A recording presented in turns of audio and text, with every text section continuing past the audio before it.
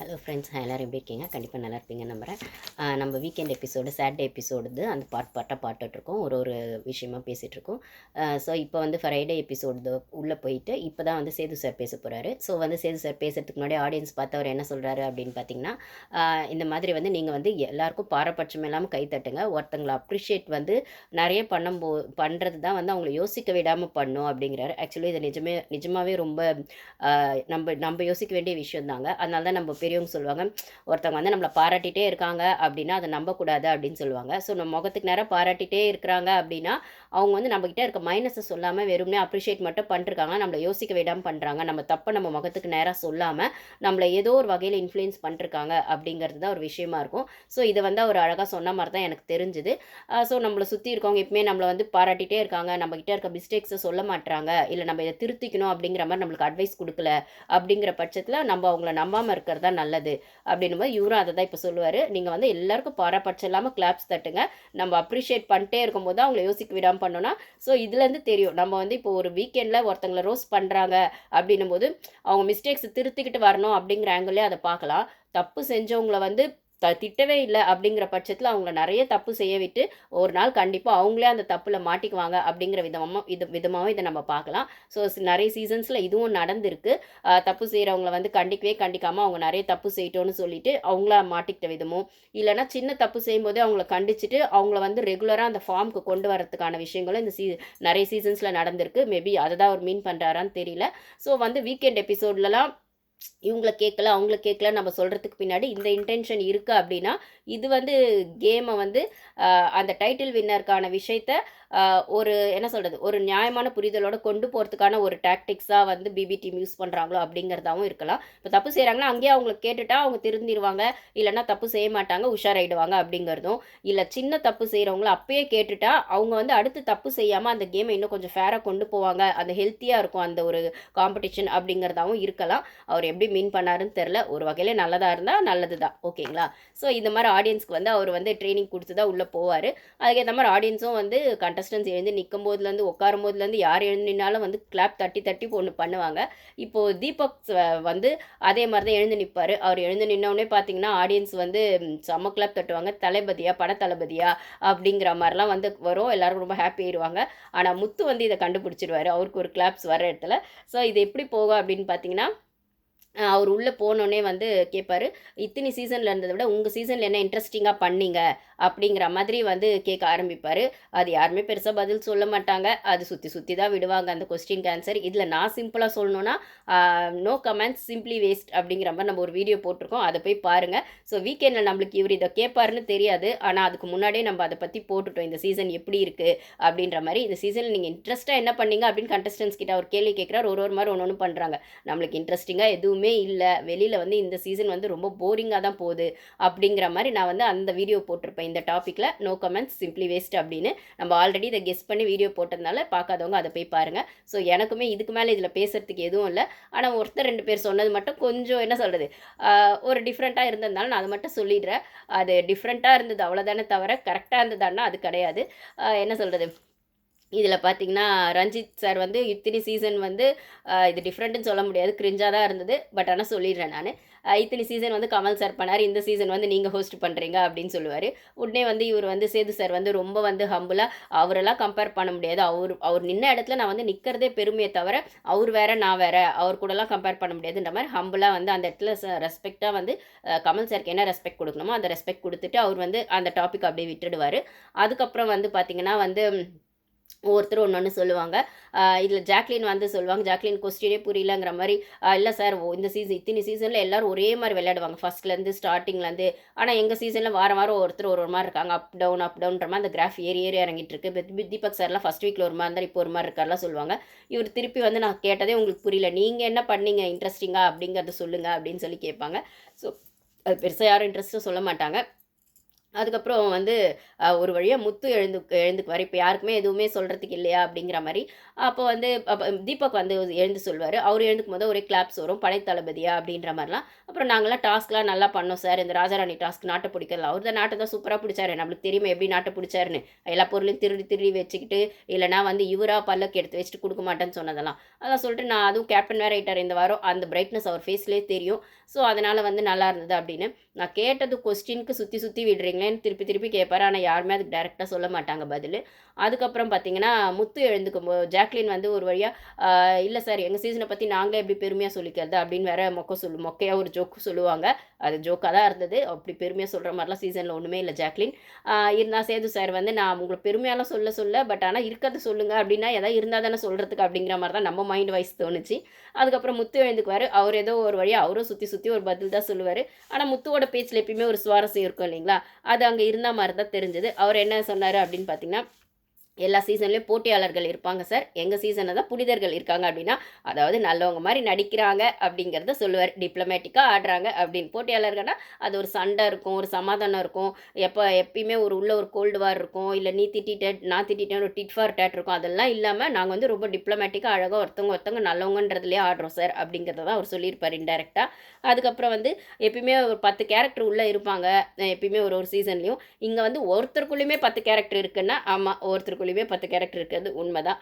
அதுக்கப்புறம் வந்து மற்றவங்கள ஜட்ஜ் பண்ணுறது தான் எல்லா சீசன்லேயுமே யோசிப்பாங்க, இவங்க இப்படி அவங்க அப்படி அப்படின்னு சொல்லிட்டு. எங்கள் சீசனில் எங்களை நாங்களே ஜட்ஜ் பண்ணுறதுக்கே வந்து டைம் எடுத்துக்குது, நாங்கள் யாருன்னு கண்டுபிடிக்கவே டைம் எடுத்துக்குதுன்னு சொல்லுவார். அதுவும் உண்மைதான். அதுக்கப்புறம் வந்து பார்த்திங்கன்னா, எல்லாரும் வந்து காசிப் வந்து பின்னாடி அவனுக்கு தெரியாமல் இவனுக்கு தெரியாமல் தான் போய் பேசுவாங்க.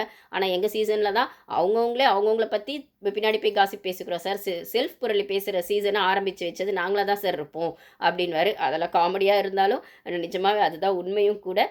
அதுக்கப்புறம் வந்து இதுக்கு வந்து என்ன சொல்வார்னா, அப்புறம் வந்து சேது சரி இதெல்லாம் கேட்டு ஓகே நீங்கள் சொன்னதெல்லாம் ஓகே நல்லா தான் இருந்தது. கொஞ்சம் ஏதாவது இந்த கேம் எப்படி ஆடுறதுங்கிற ஒரு இன்ட்ரெஸ்டிங்காக ஏதாவது இதுவாக இருக்கும், எப்படி போகுது அப்படின்ற மாதிரி கேட்கும்போது அவர் சொல்வார், என்ன சொல்கிறது, கேமரா கான்ஷியஸ் நிறைய இருக்குது சார் இந்த சீசனில். ஆனால் அது உண்மை தான். இதை பற்றி நானுமே வீடியோஸில் பேசியிருப்பேன். இந்த வாட்டி வந்து நிறைய வந்து ஆர்டிஸ்டாகவும் சீரியல் ஆர்டிஸ்டாகவும் சினிமா ஆக்ட்ரஸாகவும் போடுற பட்சத்தில் எங்கே சாச்சனாவே அதுக்கு பெரிய எக்ஸாம்பிள். அவங்க என்ன நடிப்பு நடிக்கிறாங்க.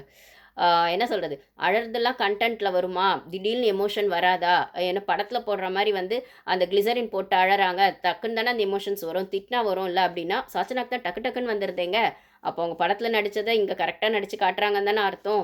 ஏன்னா அந்த படத்துலையுமே அவங்க வந்து கிளிசரின்லாம் போடாமல் தான் அழுதுருக்கான்னு இன்டர்வியூஸ்லலாம் சொல்லியிருப்பாங்க. ஸோ அவங்களுக்கு அது ஆட்டோமேட்டிக்காக வருது அந்த எமோஷன்ஸ்னால், அப்போ அது இங்கே அவங்களுக்கு அந்த ஷோவில் யூஸ் ஆகுதுன்னு தானே அர்த்தம் கண்டென்ட் கொடுக்கறதுக்கு. ஸோ அது அப்போ ரியல் எமோஷன்ஸ் இல்லை. அப்போ வந்து அவங்க ஃபேக்காக இருக்காங்க, கண்டென்ட் கொடுக்க தான் ஒன்று பண்ணுறாங்க அப்படின்னும் டக்கு டக்குன்னு அந்த அழுக வருதுன்னும் போது, நீங்கள் டெலி சீரியல் ஆர்டிஸ்ட்டை போட்டதாகட்டும் இல்லை சினிமா ஆர்டிஸ்ட்டை போட்டதாகட்டும், ரஞ்சித்லாம் பெரிய ஆர்டிஸ்ட்டு, அவர்லாம் இன்னும் ஓப்பன் அப்பே ஆகலை.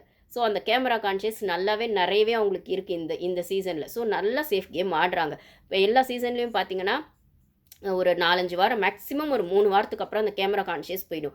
எப்படிப்பட்டவங்களா இருந்தாலுமே அந்த கோவம் வெளிப்பட்டுரும். மற்றவங்க கிட்ட பேசும்போது நம்ம எப்படி பேசுகிறோம், இல்லைனா வந்து அது கேமராவில் பதிவாகுதுன்றது அந்த தெளிவு இருக்காது. ஜஸ்ட் லைக் தட் வீட்டில் இருக்க மாதிரி தான் அந்த ஃப்ளோ வந்துடும். ஆனால் இந்த சீசனில் ரொம்ப தெளிவாக இருக்காங்க, ரொம்ப ஸ்ட்ராங்காக அதை வந்து மெயின்டைன் பண்ணுறாங்க. ரஞ்சித் மாதிரி ஆளுங்களாகட்டும், சாச்சனா மாதிரி ஆளுங்களாகட்டும், அதை வந்து ரொம்பவே தெளிவாகவே அவங்க அதை பண்ணிருக்காங்கன்னு தான் சொல்லணும். அப்போ வந்து பார்த்திங்கன்னா அது மட்டும் இல்லாமல் இத்தனை சீசனில் இண்டிவிஜுவல் கேம் தான் ஆடினாங்க. எத்தனை பேர் உள்ளே வந்தாலும் இண்டிவிஜுவல் கேம் தான் ஆடுவாங்க. பிக் பாஸ் ஸ்மால் பாஸ்னு வந்தப்பவும் சரி, அதுக்கு முன்னாடி சீசன்ஸ்லேயும் சரி. இப்போ தான் வந்து அந்த பாய்ஸ் டீம் கேர்ள்ஸ் டீம்னு பிரித்தது வந்து ஒரு பெரிய டிஃப்ரென்ஸ் இத்தனை சீசனில் இல்லாமல். ஸோ ரிவ்யூவர்ஸ்க்குமே அந்த கன்ஃபியூஷன் வருது. பாய்ஸ் டீம் விஸ் கேர்ள்ஸ் டீம் அப்படின்னு வரும்போது பாய்ஸ்க்கு சப்போர்ட் பண்ணுறதா கேர்ள்ஸ் சப்போர்ட் பண்ணுறதா, இப்படி பார்த்தா மேல் சாவனிசம் ஆகிடுது, அப்படி பார்த்தா ஃபெமினிசம் ஆகிடுதுன்ற கன்ஃபியூஷன் இருக்குது. ஸோ வந்து ஒரு தண்ணி குடிக்க டாஸ்க் பண்ணணும், இல்லைனா வந்து அந்த சைட் போயிட்டு வரத்துக்கு டாஸ்க் பண்ணணும், அப்படிலாம் வரும்போது அது வந்து ஒரு பெரிய கான்ட்ரவர்சிக்கான ஒரு விஷயமாக தான் போயிடுச்சு. ஸோ இந்த சீசன் வந்து இப்படி ஆரம்பித்ததே ஒரு கான்ட்ரவர்சியில் தான் ஆரம்பிச்சதுன்னும் போது, இதில் இவங்க என்ன சுவாரஸ்யம் பண்ண முடியுன்றதுக்காக தான் அந்த கான்செப்டை வச்சுருப்பாங்க. இப்போ மாற்றிட்டாங்க 50 டேஸ்க்கு அப்புறம், அது வேறு விஷயம். பட் ஆனால் அந்த டாபிக் எடுத்து யாரும் பேசலை அப்படிங்கிறது ஒன்று இருக்கும். ஏன்னா இத்தனை சீசன்னா அது நடக்கவே இல்லை. அப்படி இருக்கிற பட்சத்தில் அதை எடுத்து யாருமே சொல்லவே இல்லை அப்படிங்கிறது நான் யோசிக்கிறேன். அப்படி வச்சதுனால தான் இந்த சீசன் போரிங்காக போச்சு அப்படின்னு ஒரு டாக் வெளில போகுது. அப்படி வச்சதுனால இது இவங்களால சுவாரஸ்யமாக பண்ணியிருக்க முடியும். பட் ஆனால் அதை வந்து இவங்க ஒருத்தர் பின்னாடி ஒருத்தர் ஒளிஞ்சிக்கிட்டு ஆடினதுனால அதை பண்ண முடியல அப்படிங்கிறது தான் உண்மையாக இருக்குது. அதுக்கப்புறம் முத்து இன்னொன்று என்ன சொல்லியிருப்பாரு அப்படின்னு பார்த்தீங்கன்னா, இத்தனி சீசனில் ஒருத்தங்க நிறைய பேசுகிறாங்க அப்படின்னா, அவங்கள விட நம்ம இன்னும் நிறைய பெர்ஃபார்ம் பண்ணணும், நிறைய கண்டென்ட் கொடுக்கணும், நிறைய பேசணும்னு யோசிப்பாங்க. ஆனால் இந்த சீசனில் தான் இவன் இவ்வளோ பேசுகிறான்டா, இவனை ஃபஸ்ட்டு ஆஃப் பண்ணாதான்டா நம்ம தெளிவாக வெளில தெரிய முடியும் அப்படிங்கிற மாதிரி யோசிக்கிறாங்க அப்படின்போது அருணை சொல்கிறாரு அப்படிங்கிறது நம்மளுக்கு அருணோ விஷாலையோ இல்லை சொல்கிறாரு அப்படிங்கிறது நம்மளுக்கு தெரியுது. அட்டாக் பண்ணார். ஏன்னா இவர் நிறைய பேசுகிறத அந்த பாய்ஸ் குரூப்பில் அவங்க தான் சொல்லிட்டு இருக்காங்க. ஸோ இதெல்லாம் அவர் எடுத்து வச்சது வந்து இதெல்லாம் கேட்டுட்டு சேது சார் நீங்கள் சொன்னதெல்லாம் சரிதான். பட் ஆனால் வந்து என்ன சொல்கிறது, அதான் இந்த மாதிரி வந்து நீங்கள் சொல்கிறதுலாம் சரி. ஆனால் கேம் இன்னும் நீங்கள் இன்ட்ரெஸ்டிங்காக கொடுக்கல அப்படிங்கிறத அவர் திருப்பி திருப்பி சொல்லிட்டு இருப்பாரு. இதுக்கப்புறம் சூப்பராக சிவகுமார் எழுந்துக்குவார். அவர் என்ன சொல்லுவார்னு பார்த்தீங்கன்னா, அவர் கேட்டதுக்கும் இவர் சொன்னதுக்கும் அவ்வளோ கிரிஞ்சாக இருந்ததுங்க. அவர் இன்ட்ரெஸ்டிங்காக என்ன பண்ணீங்க சொல்லுங்கள் உங்கள் சீசன்னு கேட்டால், இத்தனை சீசனை விட இந்த சீசனில் ஃபுட்டு நிறைய வந்துச்சுன்னு சொல்கிறாருங்க. இவர் நான் கூட வந்து என்ன சொல்கிறது, ஒரு லுக் இன்னும் ஸ்ட்ராங்காக வந்து ஓப்பன் அப் ஆகலை, நல்ல பிளேயரு அப்படின்னு நினச்சா ஃபுட்டு விஷயத்தையே எடுத்துகிட்டு வந்து பேசுகிறாருங்க இங்கே. அதுவும் வந்து இப்போ வந்து அந்த மட்டன் பிரியாணிலாம் வந்து உள்ளே வந்துச்சு, நிறைய ஃபுட்டு வந்துச்சுன்னா லைனாக அந்த மெனு ஃபுல்லாக சொல்லிட்டாருங்க. மட்டன் பிரியாணின்ட்டாரு, கேசரின்ட்டாரு, அப்புறம் வந்து என்னது பன்னீர் வேப்புடு லைனாக எனக்கே மனப்பாடம் ஆயிடுச்சுன்னு பாருங்களேன். ஒரு 10-15 ஐட்டம் லைனாக ஒப்பிச்சிட்டாருங்க. அப்படி வந்து இவர் வந்து கேட்ட கொஸ்டினுக்கும் இவர் சொன்ன பதிலுக்கும் கிரிஞ்சாக இருந்தது. அப்போ நீங்கள் சாப்பிட்றதுக்கு மட்டும்தான் உள்ளே வந்தீங்களா சார் அப்படின்னு கேட்குற மாதிரி தான் இருந்தது. ஸோ வந்து இவரோட கேம் ஃபோக்கஸை பார்த்தா நம்மளுக்கு என்ன சொல்கிறதுன்னு தெரில. ஆனால் இவங்களெல்லாம் வைல்டு கார்டாக உள்ளே விட்டாங்களே பிபி டீம், அவங்கள என்ன சொல்கிறது? ஓகே, இவங்க இப்படி தான் தெரிஞ்சு தான் உள்ளே விட்டாங்களா? இல்லைனா வந்துட்டு இதை வந்து இப்படி இருக்கவங்களே உள்ள கேம் பண்ணி சேலரி கம்மியாக இருக்கும். நான் ஆல்ரெடி சேலரின்னு கூட போட்டிருப்பேன். சுனிதாலாம் வந்து ஏன் வந்து சுனிதாலாம் இப்போ எவிக்ட் ஆனாங்க, அதாவது எவிக்ட் ஆகலை அப்படிலாம் சொல்கிற போது சுனிதாக்கு பதில் வேறு யாரோ போயிருக்கலாம்னு போது அந்த எவிக்ஷன் வரும்போது அவங்களுக்கு கேம் சுவாரஸ்யத்தை யார் உள்ளே கொடுக்குறாங்கன்றது அதை விட முக்கியம். இல்லை 2 பேர் இருக்காங்க அப்படின்னும் போது யாருக்கு சேலரி ஜாஸ்தியாக இருக்கோ அவங்கள வந்து வெளில அனுப்பிச்சிட்டு சேலரி கம்மியாக இருக்கவங்க உள்ளே வச்சு கேம் பண்ணுறதுன்ற ஒன்று இருக்குது. ஆக்சுவலி சாச்சனாக்கெலாம் சேலரி கம்மியாக கூட இருக்கலாம் எனக்கு தெரிஞ்சு.